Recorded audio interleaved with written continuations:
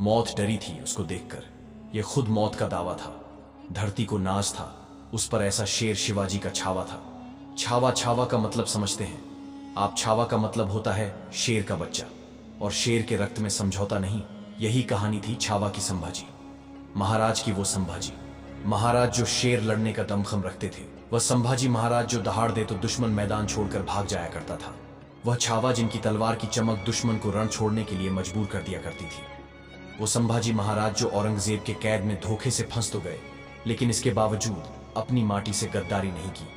हैरानी होगी आपको जानकर कि संभाजी महाराज को तोड़ने के लिए, उन्हें इस्लाम धर्म कबूल करवाने के लिए औरंगजेब ने यात्राओं की पराकाष्ठा को पार कर दिया था।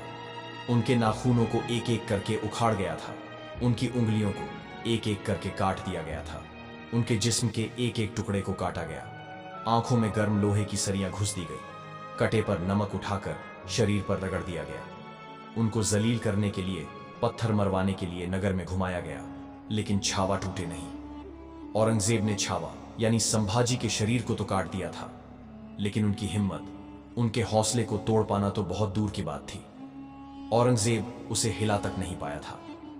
औरंगजेब ने जब लौ लहान छावा से कहा कि इस्लाम कबूल कर लो, जान बच जाएगी, तो शेर का बच्चा छावा पलटक जवाब देता है कि औरंगजेब, तुम मराठों में शामिल हो जाओ, तुम्हें धर्म बदलने की जरूरत भी नहीं पड़ेगी। यह थे छावा संभाजी महाराज, और इसीलिए वकी कौशल की फिल्म छावा सिर्फ एक फिल्म नहीं है, बल्कि शौर्य, बलिदान, अजय पराक्रम की महागाथा है। एक ऐसी महागाथा जिससे देश का एक बड़ा हिस्सा अनजान है। एक ऐसी महागाथा जिसके बारे में कम ही लोग जानते हैं। ऐसी महागाथा जो हमें बताती है कि हमारे देश में स्वराज पाने के लिए हमारे बहादुर वीरों ने कितनी कुर्बानियां दी हैं। यह आपको समझना पड़ेगा, और इस समझने के लिए आपको अपने स्कूल के दिनों में वापस जाना पड़ेगा। एक जमाने में कक्षा 5 में एक किताब आती थी, भारत की महान विभूतियां।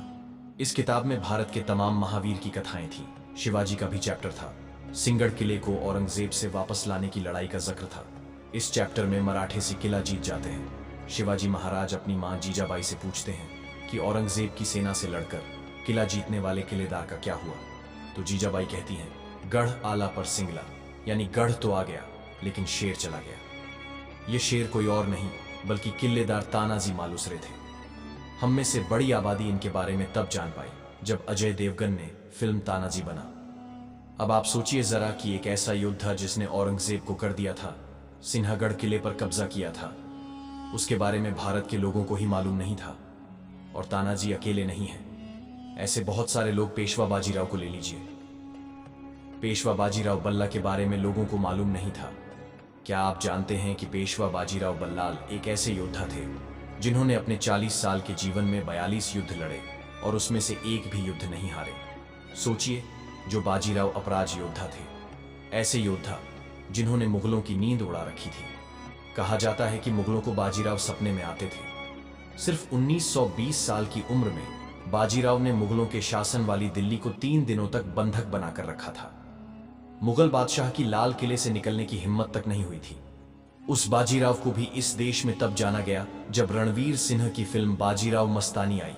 ऐसे बहुत सारे योद्धा हैं जिन इतिहास में या तो जगह नहीं दी गई, या जगह मिली तो उनका प्रचार प्रसार नहीं हुआ, पढ़ाया नहीं गया, और इसीलिए हम सब उनकी वीरता से अनजान हैं। वैसे ही एक मर्द, मराठा संभाजी राज, शिवाजी राजभोस।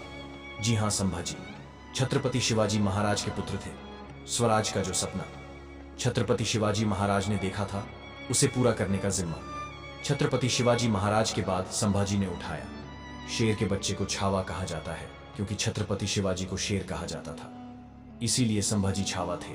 और इसी छावा पर एक किताब आई और उसके बाद फिल्म बनी जिसका नाम है छावा। छावा के जरिए लोगों को बताने की कोशिश की गई कि शिवाजी राजे के पुत्र संभाजी राजे कितने महान योद्धा थे। इतिहासकारों का यह मानना है कि बीते कई दशकों में छत्रपति संभाजी महाराज को बड़ी ही योजनाबद्ध तरीके से किनारे कर दिया गया, जबकि छत्रपति शिवाजी महाराज के बाद धर्म, संस्कृति और राष्ट्र की रक्षा के लिए प्राणों का बलिदान देने वाले वह वीर योद्धा थे। एक ऐसा योद्धा जिसकी वीरता का लोहा खुद औरंगजेब ने माना था। हालांकि संभाजी महाराज का उल्लेख मुगल इतिहास में जरूर मिलता है, लेकिन यह दुर्भाग्य है, हमारे पाठ्य पुस्तकों से संभाजी गायब रहे। इसीलिए जब यह फिल्म आई तो लोगों के मन में सवाल आया कि जिस व्यक्ति ने इतनी यातनाएं सही, जिस व्यक्ति ने शेर के जबड़े को चीर दिया था, जिस व्यक्ति ने दुखों की पराकाष्ठा को सह लिया था, देश से गद्दारी नहीं की थी, उसके बारे में स्कूल में पढ़ाया क्यों नहीं?